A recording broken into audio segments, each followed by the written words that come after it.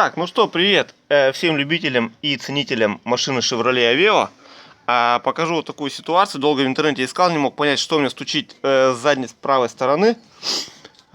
Ситуация вот в чем. Тут стучать вообще абсолютно нечему, потому что здесь никаких реактивных тяг, ничего нет.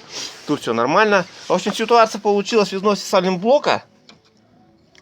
Вот этой балки. Когда она изнашивается, ее начинает двигать из стороны в сторону. Сейчас покажу примерно, как это выглядит. Вот таким образом она шевелится. Если видно, конечно, вот таким она вот образом у нас двигается. И вот об эту стеночку крепления бьется вот этой вот балкой. Вот здесь вот она ударяется. Вот он стук и появляется. Блин, кучу интернета перекопал.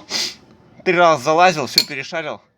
Вот такая ситуация. Так что меняйте сальные блоки. Появился стук задней части с правой стороны, либо с левой. Вот и все. Всем пока.